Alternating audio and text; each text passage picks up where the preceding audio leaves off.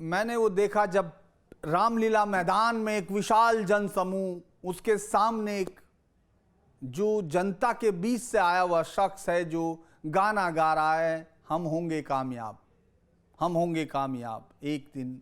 उसके बाद ईश्वर के नाम पे शपथ, उसके बाद स्वराज की घोषणा, उसके बाद तमाम लोग जिनको ये मालूम ही नहीं था कि आखिर उनके इलाके का विधायक के लिए खड़ा हुआ कैंडिडेट कौन है, और उन्होंने एक सिर्फ नाम को जानते थे, केजरीवाल या झाड़ू, उस पर वोट दिया। जो गिरफ्तारी हुई, जिस तरह से गिरफ्तारी की गई, जिस तरह से गिरफ्तारी हुई, आपको लगता है कि ये राजनीति के उस जो उत्स पर जाने की बात की गई थी, उसको इतनी गहराई तक ले जाया गया कि उन लोगों को यकीन ही नहीं आ रहा होगा जिन्होंने चुना कि ये हो क्या गया। आपको लगता है कि ये एक राजनीति में किसी एक नई जो एक पहल थी उसकी समाप्ति की बात है, या फिर घूम फिर कर वही लोगों के ठगे जाने की दास्तान एक बार फिर है? धीरेन्द्र जी देखें, केजरीवाल के संदर्भ में अब कोई बात बहुत सरप्राइज नहीं करती है, और ऐसी कौन सी बात, मैं तो सिर्फ ये कहता हूँ कि एक उनका बयान ढूंढ के लाएं या एक उनका मापदंड ढूंढ के लाएं। शुचिता के जो राजनीतिक शुचिता के जो उन्होंने मापदंड बनाए थे अपने किसी ज़माने में उसमें एक पर भी अगर वो खरे उतरे हों। अभी उनका देखिए वीडियो बहुत वायरल है जिसमें वो सोनिया गांधी के लिए कह रहे हैं कि इनको सीधे उठा के ले जाओ और थाने में बैठा के 3rd डिग्री दो, सारी बात बता देगी। उनका वो ट्वीट बहुत वायरल है कि इस देश में राजनेता जेल जाना कब शुरू होंगे। उनका वो वीडियो बहुत वायरल है जिसमें वो कह रहे हैं कि आरोप लगते ही आदमी को गिरफ्तार कर लेना चाहिए। उनके तो साहब इस तरह के तमाम बड़े एनार्किस्ट, एनार्की, प्योर एनार्की वाले वीडियोस वायरल हैं। लेकिन जब उनका अपना नंबर आता है तो मैं आपको याद दिलाऊं धीरेन्द्र जी, जब सत्येंद्र जैन जेल गए थे तो देखिए मुख्यमंत्री कुछ अलग नहीं होता है, he is only first among the equals. तो जो कैबिनेट होती है उसमें पहला मेंबर है वो। तो जब सत्येंद्र जैन जेल गए थे वो भी मंत्री थे, और केजरीवाल ने उनको 7 महीने तक उनका मंत्री पद बचाए रखा था, बनाए रखा था, उनको मंत्री पद से हटाने से इनकार कर दिया था। तो ये वो पहले भी कर चुके हैं। अगर उनका कैबिनेट मिनिस्टर, और शायद केजरीवाल को कहीं ना कहीं ये अंदाज़ा था कि भविष्य में ये स्थिति उनके अपने ऊपर आएगी, इसलिए उन्होंने एक बड़े लंबे समय तक जैन से उनका मंत्री पद लेने में संकोच किया या मना किया। तो अब वो इस तरह की बातें कि हम जेल से सरकार चलाएंगे, जेल में कैबिनेट बैठक होगी, अब ये इसका कोई सर पैर नहीं है। और जैसा कि भी बात हो रही कि कानून में हर चीज़ नहीं लिखी जाती ना कि साहब क्या होगा और क्या नहीं होगा, हर बात तो नहीं लिखी जाएगी। अब ये तो मान के चला जाता था कि कोई जेल जाएगा तो फिर वो जेल जाएगा, लेकिन और इतने ढेर सारे एग्जाम्पल्स भी अभी आप लोगों ने गिना दिए, दिखा दिए। तो उसके बाद भी अगर केजरीवाल की पार्टी इस तरह की बात कर रही है तो मैं समझता हूँ इसका कोई इलाज नहीं है। दिक्कत कहाँ आती है कि साहब जो उन पे दबाव सिर्फ भाजपा का बनाने से नहीं चलेगा ना। आपको भूलना नहीं चाहिए वो लोग थे जो राजनीति बदलने आए थे। तो ऐसे में जब वो कांग्रेस पार्टी जिनके ढेर सारे वीडियोस चल रहे हैं, सुप्रिया श्रीनेत का चल रहा है, पवन खेड़ा का चल रहा है, अजय माकन का चल रहा है कि साहब शराब घोटाले में केजरीवाल दोषी हैं और हमने इसकी जांच कराई, हमारी मांग पे जांच हुई, हमने इनके खिलाफ एक्शन कराया। आज आप देखें राहुल गांधी सुनीता केजरीवाल को सांत्वना देने जा रहे हैं, मोदी को डिक्टेटर कह रहे हैं। तो ऐसे में हालांकि ये बात मैं मतलब मॉरल ग्राउंड तो जाने दे, मुझे राजनीतिक रूप से भी बड़ी अजीब सी लगती है पटी साहब। ये कांग्रेस के पास बहुत गोल्डन अपॉर्चुनिटी है कि वो कम से कम दिल्ली में अपनी खोई हुई ज़मीन वापस ले सकते हैं आम आदमी पार्टी से, पर ऐसे समय में वो एक शॉर्ट टर्म राजनीति करके केजरीवाल के पाले में खड़े नज़र आ रहे हैं। जी मैं ये एक अश्वनी जी, जब हम लोग ये भी खाते, जब मंत्री के तौर पर एक शपथ लेते हैं, उसमें शपथ का एक हिस्सा ये भी होता है कि मैं मंत्री के रूप में मुझे जो विषय मेरे विचार में लाया जाएगा या मुझे ज्ञात होगा, सिवाय इसके कि मंत्री के रूप में मेरे कर्तव्यों के उचित निर्वहन के लिए इसकी आवश्यकता हो सकती है, मैं उसको किसी के सामने प्रकट नहीं करूँगा। कैबिनेट वहाँ होगी, कैमरे, जेल में कैमरे होते हैं, तमाम चीज़ें लगी होती हैं, और ऐसे में आप जब कैबिनेट की, ये तो उसमें आ जाता है कि उसको जो है सिक्रेसी मेंटेन करनी है, स्टेट सिक्रेसी है। ऐसे पे ये एक प्लान बना लेना, आपको लगता है अदालतों को वापस इस पर, चूंकि ये बहस होगी इसमें कोई शक नहीं है, हाई कोर्ट जा चुका है मामला अभी भी, उनसे मुख्यमंत्री पद से इस्तीफा उसको लेकर के उनको बर्खास्त किया जाए, हटाया जाए इस तरह से, और हो सकता है कि इस पर कोर्ट सरकार को कुछ, मुझे लगता है कि एक एक इंच पर जब कोर्ट गए हैं तो इस पर तो बहुत बहस होंगी सुप्रीम कोर्ट में। लेकिन क्या कोई सूरत आपको नजर आती है, भले ही ना हो, मीटिंग में तो ये भी नहीं लिखा गया होगा संविधान में कि मीटिंग में उनको पानी पीना चाहिए नहीं पीना चाहिए, बॉटल से पीना चाहिए कि नहीं पीना चाहिए, तो ऐसे में जिस देश की राजनीति में मॉरलिटी यानी मर्यादा की बात की जाती हो और हम लोग त्याग को बड़ी मर्यादा मानते हैं, ऐसे में लगेगा कि जेल से शासन चल सकता है और अदालतें इस बात को, मतलब सुप्रीम कोर्ट इस बात को मान लेगा कि भाई ये लिखा नहीं है, ये नियम में नहीं है तो हम कुछ भी कर सकते हैं। नहीं, ऐसा ही एक मामला अश्विनी उपाध्याय जी जो पीआईएल मैन, उन्होंने सुप्रीम कोर्ट में लगाया था जब नवाब मलिक को और सत्येंद्र जैन जी को लंबे समय तक जेल में रखा गया था और मंत्री पद उनका लिया नहीं गया था वापस।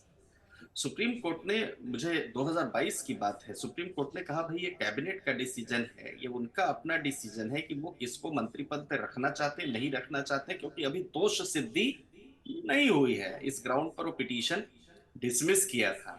तो देखिए, एक वो भी मुद्दा है कि कोर्ट ने कहीं उस पर नहीं बोला। लेकिन अब यहां एक दूसरी बात यह है, दिल्ली पूर्ण राज्य नहीं, दिल्ली में एलजी को भी पावर्स हैं एक्शन लेने के लिए, एलजी को भी पावर्स है पब्लिक ओरिएंटेड काम करने के लिए। लैंड रेवेन्यू पुलिस तो वैसे भी डायरेक्टली उनके कंट्रोल में है। सुप्रीम कोर्ट की संवैधानिक बेंच की जजमेंट है जिसमें सर्विसेज को डिफाइन करते हुए सुप्रीम कोर्ट ने कहा कि भाई मुख्यमंत्री को रिपोर्ट करेंगे, उस पर ऑर्डिनेंस आ गया, वो ऑर्डिनेंस की पावर्स भी प्रेसिडेंट की जो है वो कहीं चैलेंज नहीं हुई, वो भी एक बात है सर्विसेज को लेकर के। लेकिन ये समझिए कि अगर लेफ्टिनेंट गवर्नर को लगता है कि वहां जेल में रहते हुए मुख्यमंत्री को अपने कर्तव्यों का जो निर्वहन है, कर्तव्य माने उनकी ड्यूटीज पब्लिक के लिए, उनकी duty as a head of the cabinet के लिए, उनकी duties as the first among all जो मिनिस्टर्स है उसके लिए, उनकी ड्यूटी जिसके लिए वो चुने गए हैं, जिसके लिए संविधान में शपथ लिया है, तो ऐसी परिस्थितियों में उप संवैधानिक मशीनरी की नाकामी यानी कॉन्स्टिट्यूशनल ब्रेकडाउन, जो ब्रेकडाउन ऑफ कॉन्स्टिट्यूशनल मशीनरी हो उसकी बात और जो मूल्य है उनको देखते हुए, लोकतंत्र में जरूरी नहीं है कि हर चीज लिखा ही हो, लोकतांत्रिक मूल्यों की हम बात करते हैं और उस लोकतांत्रिक मूल्य में यह भी आता है कि पटवारी को अगर 100 रुपए के रिश्वत के आरोप में पब्लिक सर्वेंट को गिरफ्तार किया जाता है तो 24 घंटे के अंदर सस्पेंशन ऑर्डर डिपार्टमेंटल आता है। लोक सेवक होता है।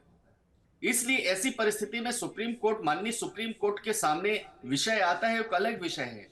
लेकिन जब आप मुख्यमंत्री पद पर बैठे हैं और इन्वेस्टिगेशन ऑनगोइंग है और इन्वेस्टिगेशन में चार्जशीट नहीं फाइल हुई और एजेंसी जो है, देश की प्रीमियर एजेंसी बार बार ये बात कह रही है कि देखिए आप एविडेंसेस मिले हैं और वो एविडेंस डिस्ट्रक्ट भी हो सकते हैं, डिस्ट्रॉय भी हो सकते हैं, वो एक अलग विषय। किसी को जेल में या अरेस्ट इसीलिए किया जाता है, उसके दो पहलू होते हैं कि बहुत सारे एविडेंसेस आने होते हैं, उनको कोरोबोरेट करना होता है, रेड मारनी होती है लेकर के ताकि और एविडेंस आए। जैसा आज हम लोग देख रहे हैं कि और सारे गोवा के एमएलएस को जो या कैंडिडेट्स को पैसा देने के तथाकथित तौर पर कुछ चार्ट मिला जो ईडी को, वो सब्जेक्ट टू बाद में वेरिफिकेशन होगा, उसकी पुष्टि नहीं करते।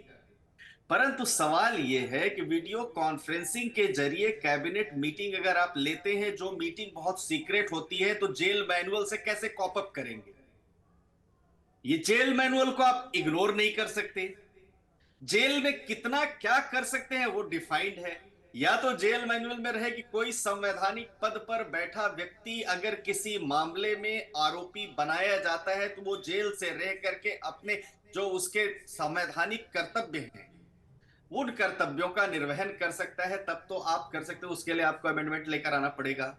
लेकिन कैबिनेट बैठक आयोजित करना जेल मैनुअल के अनुसार और अदालत की मंजूरी के साथ फाइलों पर हस्ताक्षर करना, ये जेल में रहते हुए सरकार चलाना आसान नहीं होगा, कई मुश्किलें होंगी। एक अहम भूमिका जेल प्रशासन की होती है। मीटिंग के लिए जेल प्रशासन से बार बार अनुमति लेना, अधिकारियों को बुलाना। अगर प्रशासन अनुमति नहीं देगा तो कैसे कैबिनेट की मीटिंग होगी? और कानून के मुताबिक अगर सरकारी अधिकारी जेल जाते हैं तो उसको लेकर निलंबित करने का नियम है, लेकिन राजनेताओं के लिए कुछ स्पष्ट नहीं है।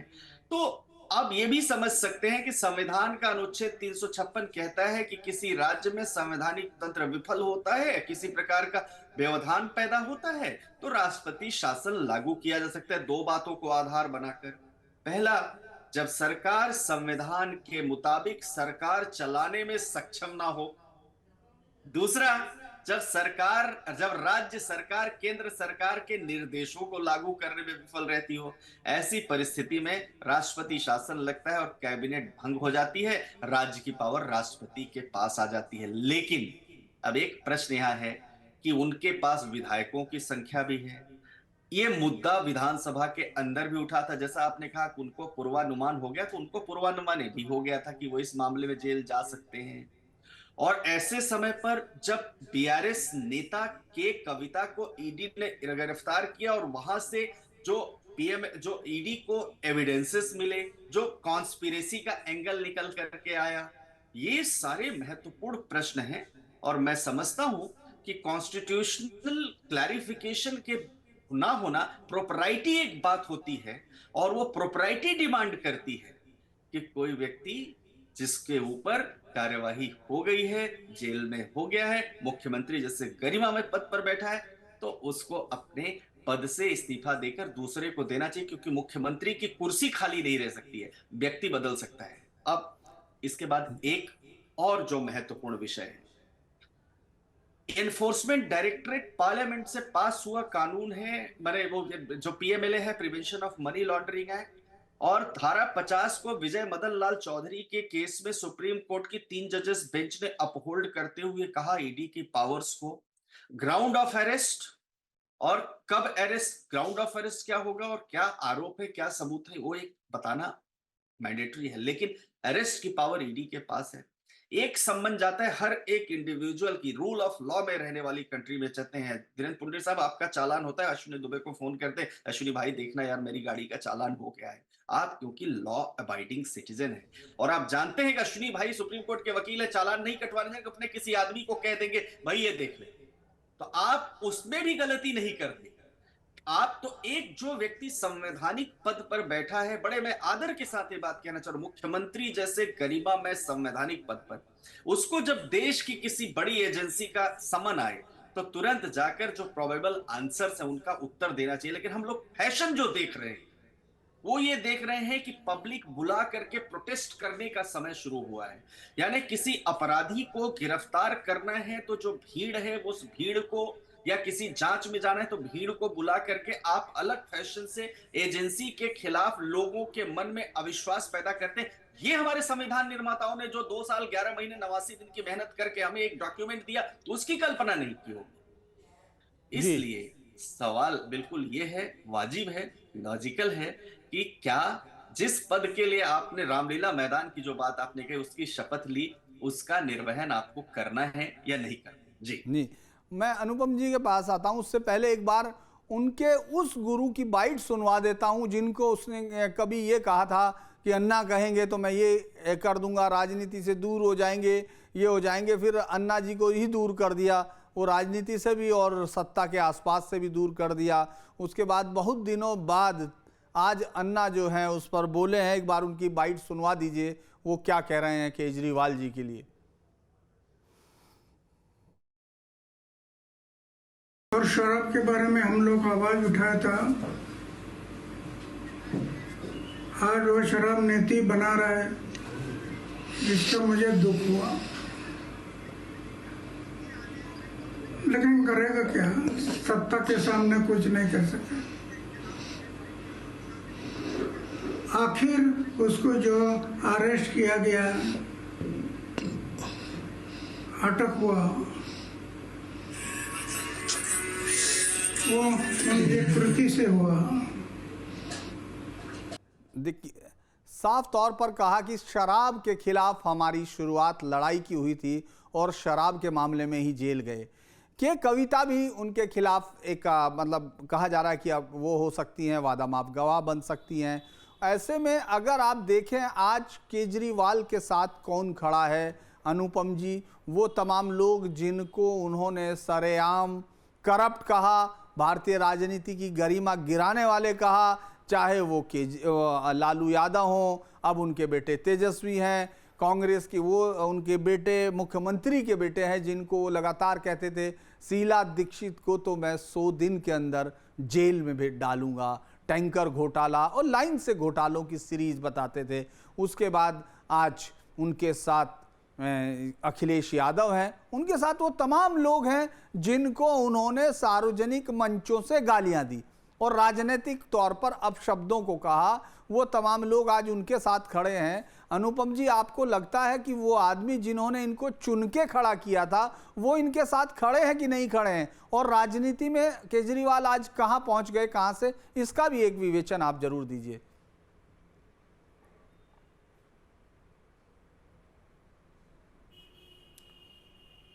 धीरेन्द्र जी, पहले तो मैं अभी एक खबर देख रहा हूं कि कोई सुरजीत सिंह यादव दिल्ली में एक हैं, उन्होंने दिल्ली हाई कोर्ट में PIL फाइल कर दी है कि केजरीवाल को बर्खास्त किया जाए।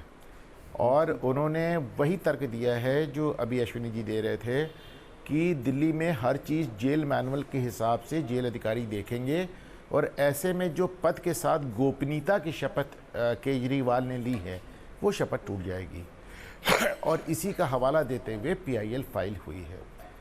अब बात आते हैं केजरीवाल ने। देखिए, अगर केजरीवाल ने किसको क्या कहा है, अगर उस लिहाज से बात हो तो पूरे देश में उनके साथ आपको कोई खड़ा नज़र आएगा ही नहीं, फिर तो कुछ संभव ही नहीं है। आप शीला दीक्षित की बात कर रहे हैं, मैं आपको बोल रहा हूँ कि वो सोनिया गांधी को थाने में बैठाने की बात करते हैं। किसको, मतलब उन्होंने तो बाकायदा लिख के सूची जारी की जिसमें शरद से लेके, लालू से लेके, मुलायम से लेके, ममता से लेके, उन्होंने तो किसी को भी नहीं बख्शा ना। तो वो तो एक बात ही अलग हो गई। देखिए, ऐसा होता है कि सब कुछ लिखा पढ़ी से ही नहीं होता, बहुत कुछ पब्लिक के परसेप्शन से होता है।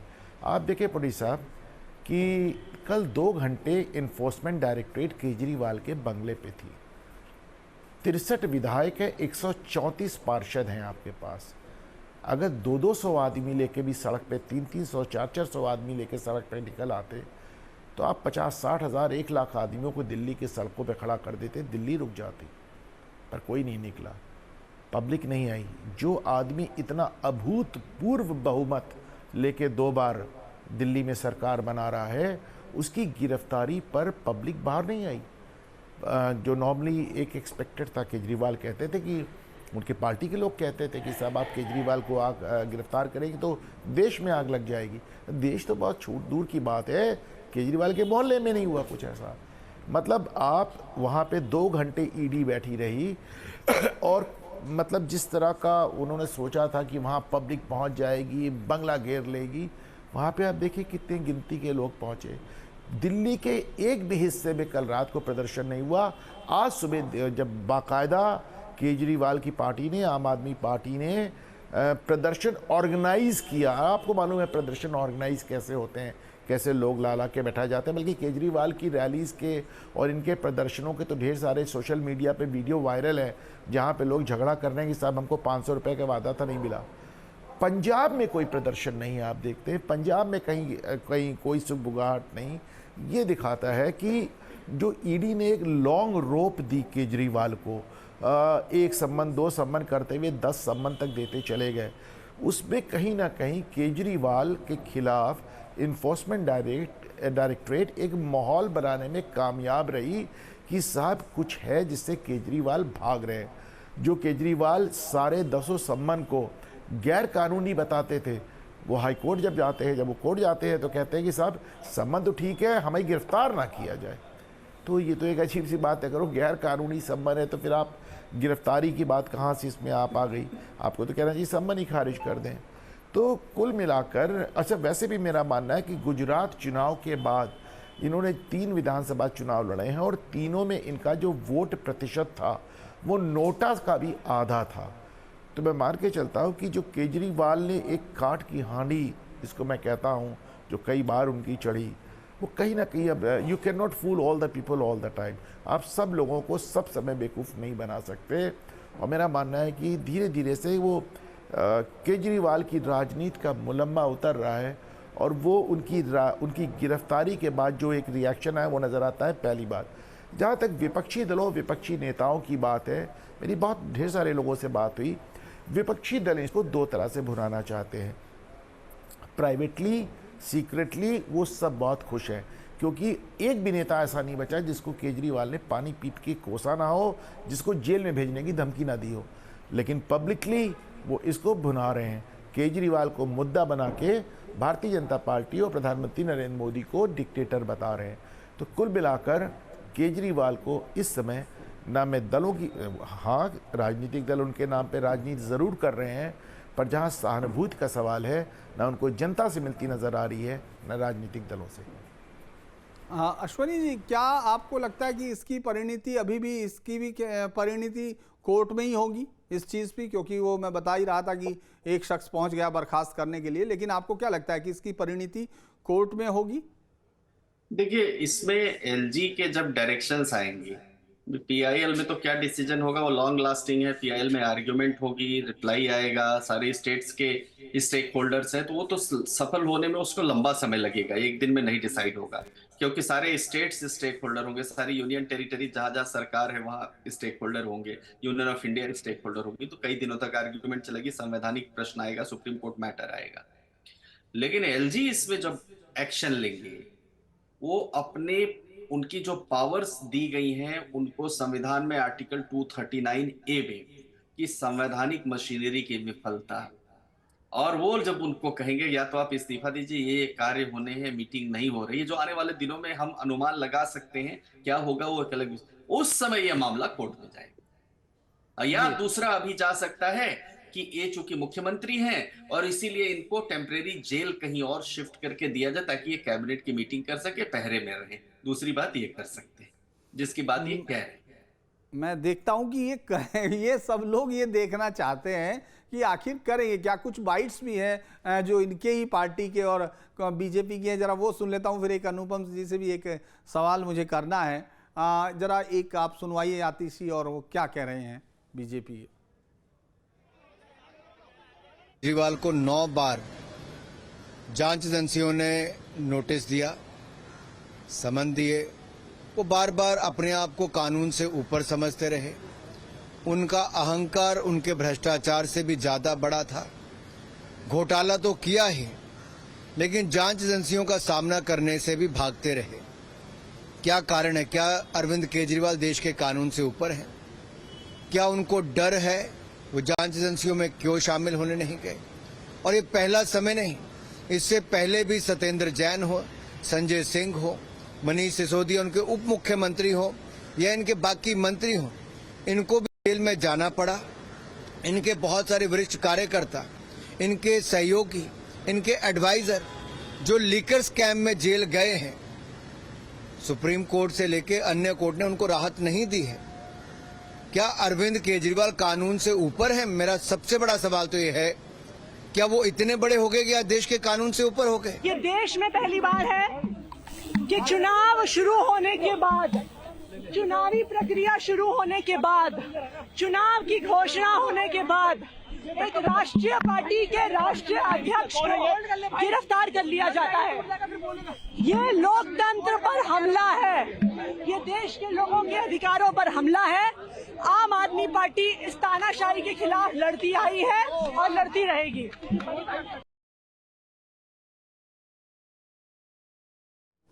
जिस तरह से हम देख रहे हैं कि लोकतंत्र पे हमला होने लगता है जैसे ही नेता पर उसको पकड़ा जाता है किसी मसले में, लेकिन इसको अब पॉलिटिकल अगर उसको देखें कि इसका असर क्या होने जा रहा है, क्या लोकसभा चुनाव पर इसका कोई असर होगा या नहीं, क्योंकि उनके पुराने साथी, चाहे वो कुमार विश्वास हो या योगेंद्र हो या फिर प्रशांत भूषण हो, वो तमाम लोग तो एक एक करके सब जा चुके, और ये शायद मुझे लगता है एक अकेला मौका होगा जिसमें मुख्यमंत्री भी उसी जगह पहुंच गए जहां उप मुख्यमंत्री हैं, जहां मंत्री हैं और उनकी पार्टी के राज्यसभा सांसद भी हैं। मैं अनुपम जी आपके साथ ये सवाल मैं करता हूं लास्ट में कि आपको क्या लगता है कि इसका राजनीतिक फायदा मिलेगा क्या मोदी सरकार को इसकी कीमत चुकानी पड़ेगी जैसा कि उनके लोग दावा कर रहे हैं आम आदमी पार्टी के, या इसका कोई असर इस लोकसभा चुनाव पर नहीं पड़ने जा रहा है और अकेले खड़े केजरीवाल वापस अपने मंत्री जो उनके पहले से हैं, उनकी पार्टी के लोग हैं, उन्हीं के साथ अंदर रहेंगे? दिल्ली और पंजाब की जनता में इनकी गिरफ्तारी को लेकर कल रात को 2 घंटा ईडी बैठी रही, फिर गिरफ्तार करके ले गई, फिर आज सुबह जब तक आम आदमी पार्टी ने खुद ही एक प्रोटेस्ट ऑर्गेनाइज नहीं किया, तब तक जो एक खुद से बिल्कुल भी एक सुगबुगाहट या विरोध नज़र नहीं आया, वो बताता है कि कहीं ना कहीं ये जो एक लंबा मामला चला है ईडी का 10 संबंध तक, तो ये कहीं ना कहीं एक परसेप्शन क्रिएट हुआ है कि उन्होंने कुछ गलत किया है और वो उससे भाग रहे हैं। और रही बात जो ये उसको ये एक मुद्दा बनाना चाहते हैं चुनाव में कि साहब तानाशाही वाली बात, तो केजरीवाल पंजाब पुलिस का इस्तेमाल दिल्ली में तेजिंदर बग्गा को गिरफ्तार करने के लिए कर सकते हैं, नोएडा में कुमार विश्वास के लिए भेज सकते हैं पंजाब पुलिस, मेरठ में कौशिक के लिए भेज सकते हैं पंजाब पुलिस, जम्मू में भेज सकते हैं। तो जिस तरह वो पंजाब पुलिस को अमरीकी फ़ौज की तरह इस्तेमाल कर रहे हैं जो दुनिया में कहीं भी दाखिल हो जाती है, तो ऐसे में आपने देखा कि उनके वो शीश महल वाली स्टोरी जिस लेडी रिपोर्टर ने की थी, उसको आपने पंजाब में SC/ST एक्ट लगा के गिरफ्तार कर लिया और बाद में कोर्ट ने पूरा खारिज कर दिया कि फ़र्जी मामला है, तुरंत पहली हियरिंग में खारिज कर दिया। और उसको आपने किस तरह रात भर थाने में रखा और कितना उसको आपने मिसट्रीट किया, तो ये सब देखने के बाद ये जो एक तानाशाह वाला जो एक आरोप कम से कम केजरीवाल के मुंह से इस चुनाव में मुझे चलता हुआ नहीं नज़र आ रहा है। जी, मेरे साथ कपिल जुड़े हैं बहुत देर से, जो कि वहीं इसी मसले को देख रहे थे। मैं उनसे एक आखिरी सवाल उन्हीं से लेना है। कपिल जी, ये दिल्ली की राजनीति में जो बदलाव है, ये इसको तो आप इतने लंबे समय से दिल्ली को कवर ही किया है, ये इसके बारे में आप क्या बता सकते हैं कि इसका इम्पैक्ट क्या होगा? क्या आपको लगता है दिल्ली में ही कम से कम सहानुभूति मिल जाएगी, आपको लगता है? और इसके बारे में आप एक विश्लेषण जो आपका है वो बताइए, क्योंकि आप बहुत देर से जुड़े हैं, दर्शक आपका इंतजार कर रहे थे। जी देखिए, सहानुभूति ये शब्द जो है वही अब दिल्ली की राजनीति के लिए सबसे महत्वपूर्ण है, और वो सहानुभूति मिलेगी या नहीं मिलेगी ये 4 जून को स्पष्ट हो जाएगा। लेकिन इसमें सबसे बड़ी बात ये है धीरज जी कि एक जो फैक्ट है उस पर हम बात करें तो केजरीवाल को लोगों का समर्थन है, ये बात तो स्पष्ट है। लोगों की बजाय मैं यदि वोटर कहूं तो वो ज़्यादा ठीक होगा, क्योंकि 2020 का चुनाव हुआ था तो 62 सीटें वो लेकर के आए थे। इसका मतलब ये है कि वोटर तो उनके पास है। अब वो वोटर उनके प्रति कितनी सहानुभूति रखता है, अगर उनके साथ कुछ उसको लगता है कि कुछ गलत हो रहा है या ज़्यादती हो रही है, तो कितनी सहानुभूति रखता है, क्योंकि वोटर का जो नेचर है वो बहुत ही डिफरेंट है दिल्ली में। जो पिछले 2 चुनावों में हमने देखा है कि 2013 में, 2015 में, 2020 में विधानसभा चुनाव में तो जो वोटर है उसने केजरीवाल का साथ दिया था, लेकिन जहां मोदी की बात आती है, मैं बीजेपी नहीं कह रहा हूं, जहां मोदी की बात आती है तो एक तरफा जो वोटर का समर्थन है वो मोदी के साथ जाता है, केजरीवाल उसमें नकार दिए जाते हैं। अब आज की स्थिति में यही सबसे बड़ा सवाल है कि अब वोटर को चुनना है कि उसका जो समर्थन है वो किसके साथ है और सहानुभूति किसके साथ है। तो हो सकता है कि सहानुभूति तो केजरीवाल के साथ हो, लेकिन समर्थन जो है वो नरेंद्र मोदी को मिल जाए, क्योंकि पिछला जो 1 दशक है वो आम आदमी पार्टी का रहा है दिल्ली में, इस बात में कोई शक नहीं है। लेकिन बीजेपी एक बहुत ही रणनीति के साथ काम करने वाली, खासतौर पर जो नया रिजीम है उसमें पार्टी बनी है, और यही वजह है कि उसने वोटर का समर्थन केजरीवाल के साथ विधानसभा में होने के बाद भी जो है वो लोकसभा में मोदी के नाम पर वोट पड़ता है। इसलिए बीजेपी ने एक नैरेटिव बनाने की इसमें कोशिश की है। देखिए, बहुत सारे लोग दोषी होते हैं, बहुत सारे लोग क्राइम करते हुए पकड़े जाते हैं, लेकिन लोगों के मन में जो है उसको कन्विक्शन लाना कि हाँ ये दोषी है, हाँ इसने अपराध किया है, क्योंकि आपकी पब्लिक लाइफ बहुत ही स्ट्रांग है, आपकी रॉबिन हुड वाली जो छवि है, एक ईमानदार, कट्टर ईमानदार की छवि है। ऐसे में यदि कोई अचानक आपको बोल दे कि नहीं ये तो बहुत भ्रष्ट आदमी है, तो लोगों को समझा पाना, उनको कन्विंस कर पाना बहुत मुश्किल होता है। लेकिन इस केस में मैं कहूँगा कि यही जो शराब लिकर स्कैम वाला जो केस है, वो पिछले 1 साल से हम इसमें बहुत हैपनिंग देख रहे हैं, कार्रवाई देख रहे हैं, एक्शन देख रहे हैं। आप देखिए जो सबसे स्ट्रांग केजरीवाल के बाद यदि कोई आम आदमी पार्टी में था और जिसकी कट्टर ईमानदार वाली छवि यदि किसी की रही केजरीवाल के बाद, और किसी के काम करने वाली जो छवि है वो रही, जो स्कूल और एजुकेशन ट्रांसफॉर्मेशन वाली छवि रही, वो मनीष सिसोदिया पिछले 1 साल से जेल में है। मैं संजय सिंह का होता तो उस पर इतना जोर नहीं देता, लेकिन मनीष सिसोदिया चूंकि केजरीवाल की परछाई की तरह माने जाते थे, न सिर्फ जीवन में बल्कि उनके जो छवि है, ईमानदारी वाली छवि है, उसमें भी। 1 साल में कोर्ट ने ना तो उनको बेल दी है, बल्कि जब जब भी उनकी बेल की या उनको लेकर के कोई खबर आई है तो उसकी और डिटेल्स सामने आती गई, जिसमें एक के बाद एक आम आदमी पार्टी का इन्वॉल्वमेंट दिखता गया या उनकी उससे जुड़े नेताओं का इन्वॉल्वमेंट दिखता गया। उसके बाद संजय सिंह की बारी आई और अब केजरीवाल की बारी आई। तो पिछले 1 साल में इस प्रक्रिया को हो सकता है कि ये सारे सबूत जो हैं, ऐसा नहीं है कि एक दिन में जुटा लिए हैं। ये सारी जो चीजें हैं वो ईडी के पास, जांच एजेंसियों के पास पहले दिन से हैं, लेकिन इतना वक्त लिया गया क्योंकि एक जो छवि है उसको भी तोड़ना जरूरी था। जो जनता है यदि उसके पास, जैसे जांच एजेंसियों को तो कोर्ट में साबित करना है, तो वो तो 1 दिन में करें या 1 साल में करें, उससे बहुत ज़्यादा फर्क नहीं पड़ रहा है। वो तथ्यों के आधार पर, जो सीक्वेंस ऑफ इवेंट हैं उसके आधार पर फैसला होगा। लेकिन जनता की अदालत में जब फैसला होता है तो वो एक परसेप्शन के आधार पर भी होता है। जो वोटर हैं वो कितने कन्विंस हैं आपके आरोपों से, उसके आधार पर भी होता है। तो जो 1 साल का वक्त लिया है सरकार ने, या हम कहें कि अगर इसके पीछे कहीं कोई रणनीति है तो वो इसलिए है कि वो छवि तोड़ी जाए, वो लोगों के मन में ये उनको समझाया जाए कि हाँ देखिए ये तथ्य हैं, कोर्ट ऑफ लॉ में जाकर के ये लोग फेल हो रहे हैं, वहां कन्विंस नहीं कर पा रहे हैं, वहां उनको जमानत नहीं मिल पा रही है, तो ये दोषी हैं। और इसीलिए क्योंकि आम आदमी पार्टी के खिलाफ इतनी बड़ी कार्रवाई नहीं हो सकती है, मतलब इससे बड़ी और कुछ बचा नहीं है अरविंद केजरीवाल की गिरफ्तारी के अलावा। और अगर बीजेपी की सरकार इस वक्त में, जबकि लोकसभा चुनाव चल रहे हैं, नरेंद्र मोदी के लिए बहुत क्रूशियल टाइम है, 400 पार का नारा दिया है, 370 बीजेपी को सीटें लानी है, उस वक्त में अगर एक ऐसे नेता के खिलाफ कार्रवाई कर रही है, एक ऐसे नेता को गिरफ्तार कर रही है जो देश भर में ईमानदारी का आइकन हुआ करता था और उसको भ्रष्टाचार के आरोप में जेल के अंदर डाल रही है, और उसमें एक बैकफायर होने का एक पूरा जो है रिस्क है, यदि उसके मैनेजमेंट भी उसके पास है तो ये एक बहुत बड़ा फैसला है और दिल्ली की राजनीति के लिए एक निर्णायक घड़ी भी है।